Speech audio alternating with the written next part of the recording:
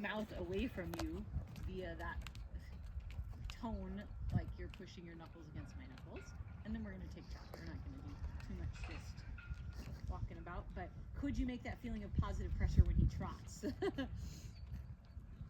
But with a bend in your elbow. So you don't have to throw your elbows forward. It's with a bent elbow pushing the wrist or pushing the knuckles forward. Oh, it already looks better, huh? And I think there's a concentrated effort happening here to not pull back when you go up down. Yeah? Yeah. No kicking, no pulling. Yeah. I tell everybody that I'm a very lazy rider and I don't want to have to kick, I don't want to have to pull. I would like to just sit on the horse and the horse does the thing and looks really pretty. Well, And that's the nice. goal. Yeah, it is. But the way that we get that is by saying, I'm not going to kick and I'm not going to pull, right? And then the horse gets to get creative. All right. So there's a level of enthusiasm that's starting to happen here in the trot when you've made that positive pressure in the rein. Is that clear to you? Maybe. Maybe you're not sure. Why don't you do a change of direction? I still feel like I'm not moving. Oh, like that he's not covering any ground? Yeah, but that's because I'm used to pushing him around. Like, Okay. Yeah. I'm used to racing around. Yeah. And No, that's this my is a fault. perfectly acceptable tempo in the trot. Okay. Yeah. So that might be of just like realigning your perception with reality, because this is now actually getting pretty speedy here. Yeah, 'cause now this is where we drift. Okay. So keep feeling that feeling of that it where it feels too loose, right? Right, that you open your hip at the top of the rise, and I think it could be worthwhile to explore when he feels like he might drift out. Could you ask him for a counter bend to the left? So over here where he wants to bend out, could his nose go left and then you step right?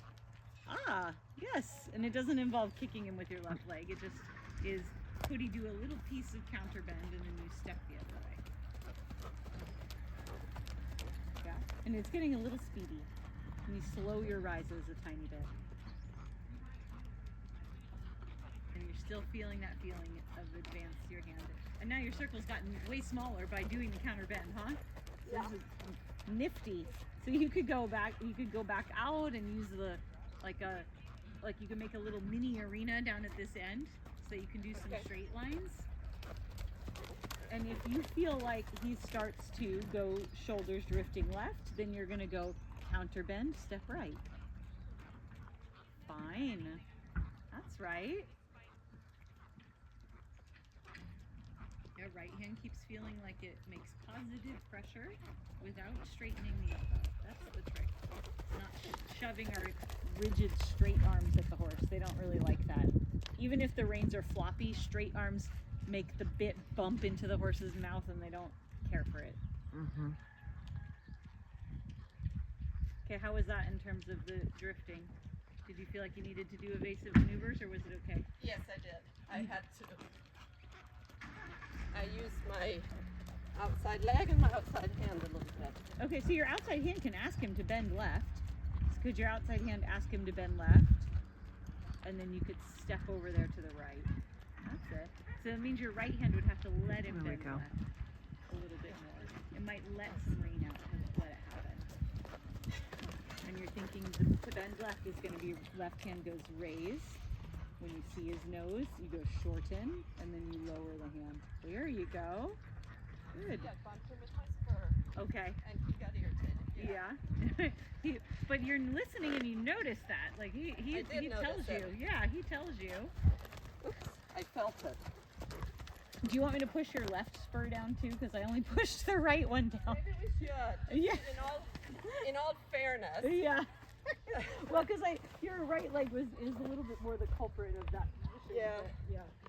It Let's pushed do down. that. It pushed down pretty easily. It was not a big Oh deal yeah, to no, push they it down. do flop down. There you go. Okay. Yeah. All right, and I Oh will my go back to goodness. tracking left, right.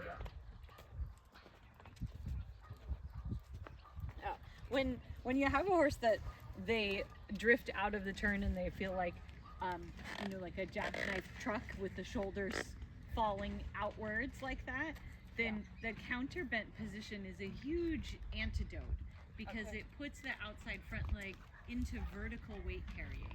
Does that make sense? Yes. And then it's much easier to turn the shoulders when they're in a counter position. So like this. Yeah, and then now you look to the right and you turn his shoulders to the right by stepping over. Yeah, like that, huh? Do you feel what I mean? It readily moves the shoulders over there. And then you could glide into him being straight when you have successfully navigated where his outside front leg needs to be. So, all right, do you want to do a little right lead canter? That's the hard, or should we go left lead canter first and then we? I mean, it doesn't matter. Okay. We'll just. Because we can like kind of chip a little bit. Definitely discovered where the gate is and everything that way. Gotcha. Okay.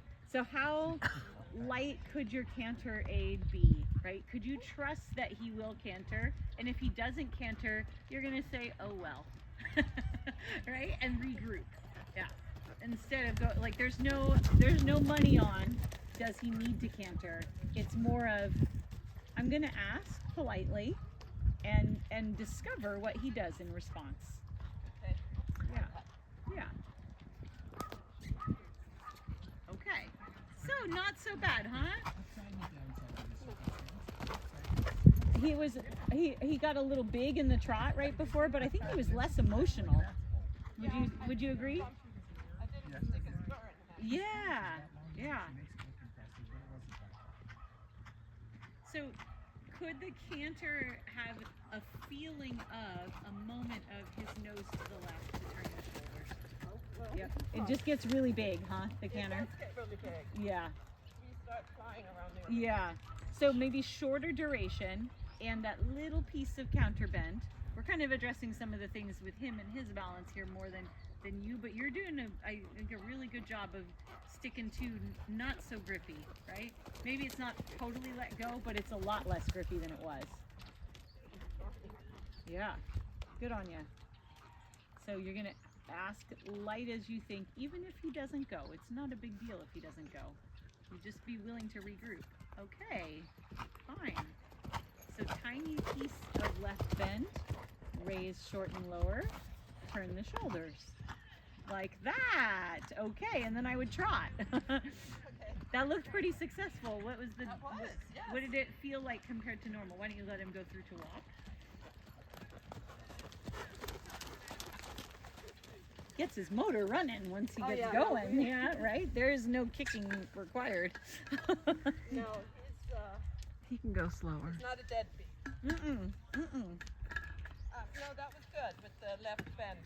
Okay. Yeah. And does that feel I like end up- reproducible? In the right lead, I usually end up racing. Okay. And that we talked about this left leg yesterday, flying out here, Yes. Yeah. trying to kick him over Mm-hmm. instead of this. Yes. Yeah. Yeah. Yeah. Okay. Yeah. I mean, you looked at less disorganized cantering right than you did Yeah, it felt yesterday. less disorganized. Yeah. Good. It still ends up taking your saddle a bit left, Yes. but some of that is the forces of the power and the ground cover in his canter and him not being totally upright. Because I bet he might end up taking the saddle a little bit to the right, cantering left. Does that happen or no, not ever? No, I don't think so. It doesn't. Okay. I okay. think it's where I put my weight. It's where you put your weight. Yeah. Yeah, So that because one I is don't more notice the saddle centrifuging out. going anywhere when I ride him. Okay. And I've He ridden him, doesn't look like he's devoid of wither. He's got a shape, right? and the saddle's made for him. Yeah. No, it doesn't. I don't think it's that. I think it's a forces. thing. Yes. Yeah. I don't, Yeah. have felt the saddle get low in the back on Uh-huh. the right side Okay. because, the left side, he might be more developed Mhm. on the left wither Okay. to Yeah. push the saddle low in the back. Yeah. Are you Yeah. know that scenario. Yeah. But I after haven't he figured out relaxes how his to back, not it'll chase be him, level. How Uh-huh. to sit quietly and get that slower. Yeah. And uphill what I think canter. that was less of you chasing him because I think Yeah. it's easier for you to have a more neutral leg in the canter than it is in the trot. Yeah. Yeah. Yeah.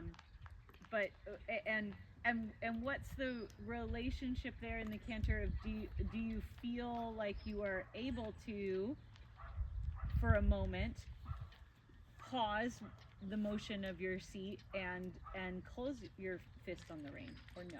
Doesn't feel possible. I'm not really sure. You're not really sure. Okay. Not really sure. Okay. Because he looks like a half halt could be available to you in the canter. Probably. It looks Yeah. like it is, huh? And so the question is can you go from the feeling of your seat making the circle that it makes in the canter, right? Like, so our hip joint, our sitting surface in the canter goes back, forward, up, right? It's like What I did it for 2 strides yesterday, I think. to the okay, left. yeah.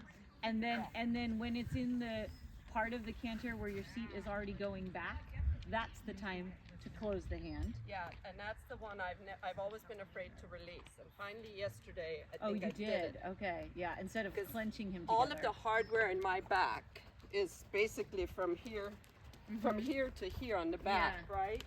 So I'm like locked there, trying Yeah. to protect it, which, you know, the surgeon's like, your back's way stronger. You don't need to protect to do it." that. Yeah, but it's emotional. not. Yeah, it's not. It doesn't have to do with the physical reality. Yeah.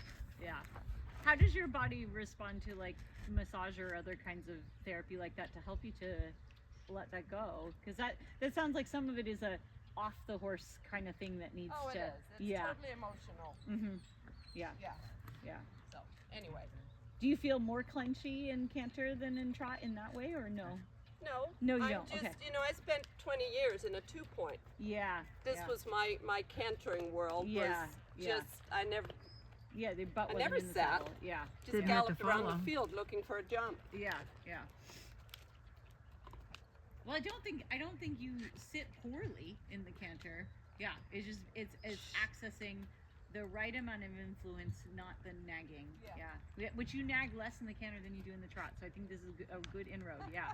So She has let- to learn how to access those muscles Yeah. to slow him down. Yeah. So let's do a little left canter, and we're gonna try to see if a half halt could emerge. And the first part of it emerging is like you finding getting in touch with the timing of how your seat is moving across his back, right, or with his back, and then it's a window of opportunity to ask him to delay from when he goes from the first beat of the canter to the second. Like that's where the half halt is available. So the first beat of the canter is the outside hind on the ground, and if they wait just that little moment before they bring the diagonal pair forward, that slows the canter down. They cover less ground, right? It lifts the forehand. If we pull on the reins when they're on the leading leg, on the down beat of the canter, on the third beat of the canter, they either trot or they throw themselves faster and longer to catch their balance because we're pulling them onto the forehand. I completely concur. I don't think I know how to feel where the legs are. Okay, so that's could be an important part I of have it no is just idea getting where in, the legs are. just getting in touch with it. Well, I'm sure you did plenty of counting strides when you were jumping, yeah. Yeah, but that was a stride. That wasn't a leg. Ah, but what part of the stride do you count? I don't know. The leading leg is what people count, right? So the canter goes, but a dump, right? But you can't feel that one. Yeah, and so you usually, most people are counting the third beat. The beat that you half halt on comes right after the third beat. So it's 1, 2, 1, 2. You're half halting on 1 is the time to half halt. But most people, it's hard for them to latch on to beat 1. So let's work on that. Yeah. So when you canter, like I want you to just you could just canter. You could just. That was a little rough, huh? Let's do it Well, again. I kissed him. He didn't go. So yes. Okay. Okay. We can try again. Yeah. Can you? So I want you to like sit, settle, ask. That's better. Good. Right. So let's just latch on to the third beat of the canter, so that you're just like you're counting the canter strides. Right. So it's now, like that. Yeah. Is that available to you? It's hard, huh, to do your brain and to ride the canter. Supposed to do on that? So I just want you to say, I just want you to say now when the last beat of the canter happens, because that's the beat that we count when we count strides. It's just for you Help to. me out, guys. Yeah, I will. No, he is. Oh, him. Yeah, Okay. yeah. Yeah. Yeah. Can you settle the trot and then you ask, oopsies, and then you just regroup. You go, oopsies, didn't happen.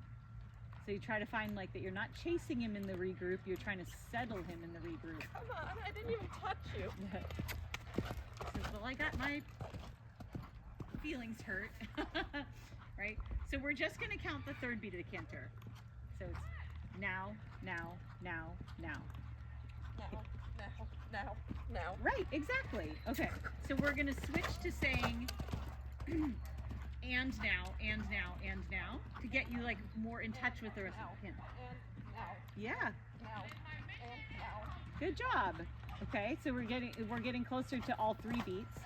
So then you could try 1, 2, 3, or you could, or yeah, that's a little too slow, right? It's fine. I know it's a lot of duration of canter. So he could take a walk if he.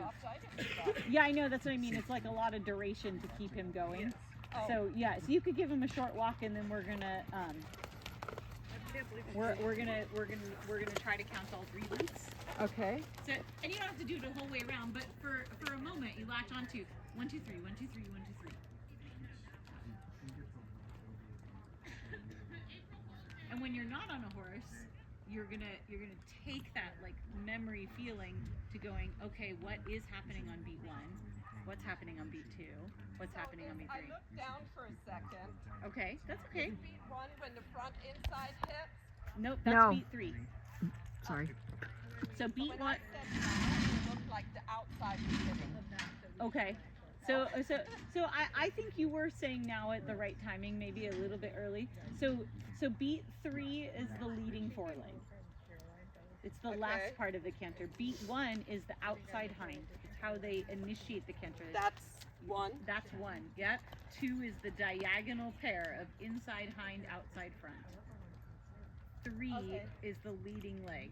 So when I see him landing on the outside front, that's the second beat. That's the second beat. Mm-hmm. And the third beat Is the when he leading lands on foreleg. that Yes. inside Yeah. front. Yeah. Okay. And the time for the half halt is beat 1. So it happens And he's right. on his butt. Yes, exactly. Okay. Because otherwise, if we try to pull the horse back or organize them when they're on the leading leg, we're pulling them onto the forehand. Right. Makes sense. Yes. Yeah. I mean, yes. technically it makes sense. Yeah. But we can't know what we're doing until we can latch on to the timing and like an awareness of where his body is in space. You know, I don't think to myself constantly, where are the legs in their flight path when I'm riding? But if I needed to check in on it, I could, right? Like I could go, oh, what is happening right now, right? So growing that awareness and translating the feeling of your hips moving and your seat bones moving across the saddle to an image of what the legs are doing is an important skill, a useful skill, right? Because then you know how you're going to influence him. Right. Yeah. Okay. Let's try that again. And that's also true for asking for the canter if we're going to do better discrimination of the leads or if we're going to do canter from the walk. The timing is important because that helps the horse to differentiate which lead you want. Because it makes the other option impossible if we ask in the right timing. Yeah, I'm sure I just ask Whenever you feel like it, yeah. Yeah, Yeah. Which is normal. I don't want you to think. I have Yeah. no idea when I'm asking. Yeah, no, and I don't want you to think that's abnormal. That's how we've all kind of learned or been taught. It's just like, well, this is how you ask, but not when. And when is an important piece of information for the horse. For us, we just kind of do it and we don't think about that. But for the horse, the when really matters. Because mechanically, there's only so many options of when they could do it. Yeah. Yeah. Okay.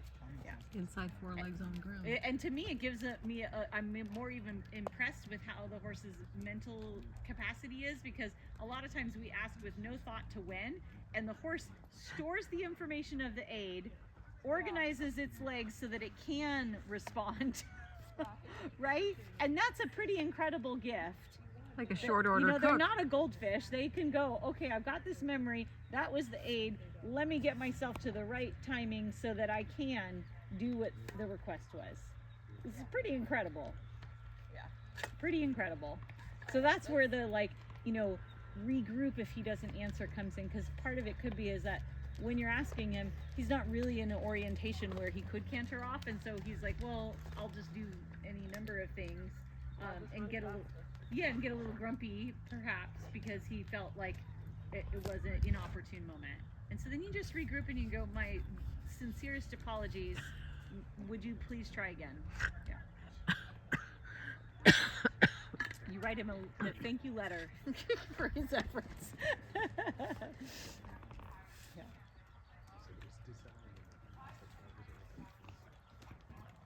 Okay, so we're gonna do one more round of just trying to latch on to 1, 2, 3, you know. And it doesn't have to be continuous, right? You're just gonna try to latch onto it for a couple of strides.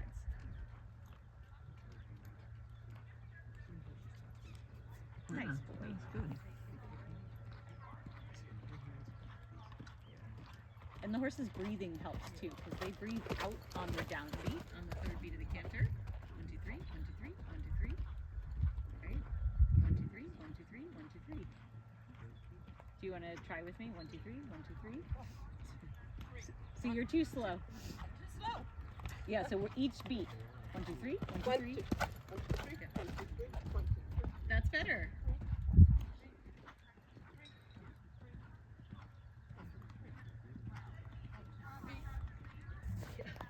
Yeah, it's a little quicker than that. I think it would help me if I knew where, like, is it when my butt slides forward or backwards? When your butt slides backwards is when you're asking for the half vault. Yes, like that. Okay. Yeah. So the tail swish kind of told you he heard you, right? He was like, yeah, yeah. And then it lets go pretty quick. So it's only on beat 1 that you can go, wait, and then you release. Yeah, like that. Okay. Yeah. Already slower. Yeah. And again, one more time. You're like, hey, wait. Yeah. And make sure your leg isn't gripping him when you half halt. Oh yeah. Yeah. I get Right? that part. Yeah. So you just say, hey, and wait. Legs are soft. There we go. Hey, and wait. Legs are soft. That's right. Okay. Oh. That was a good Fine. half, Paul. You Yeah. trot. Yeah. Okay. So we like you've, as Mary Wanless, one of my mentors would say, you've got a little taste of the strawberry jam there. I did. like you didn't know what it was, what it tasted like before, and there was a little taste in there. And it helps that you have a horse that he knows what it's like, right? So when you Now I've got this nice connection yeah. that I have only felt a few times. Yeah.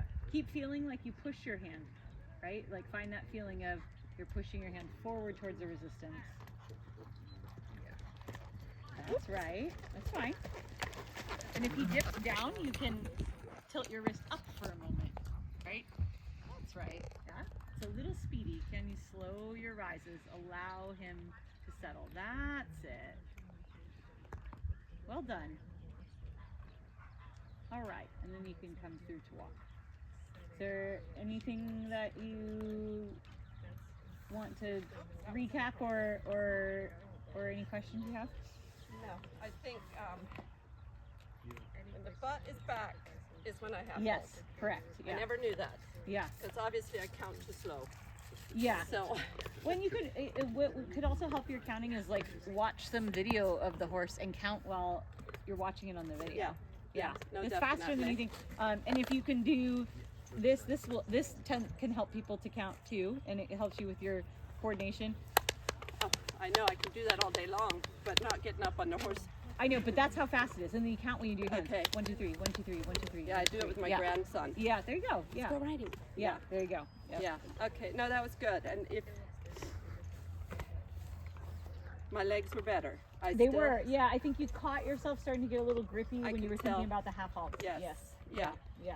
I may just have to take my spurs off because obviously he goes, Yeah, he goes. and I just- think he I'm goes nagging. fine, yeah. I'm nagging him too much. And when they're low, you're going to be less likely to nag him. I also have like the little princess spurs. Maybe I could do that instead. Yeah,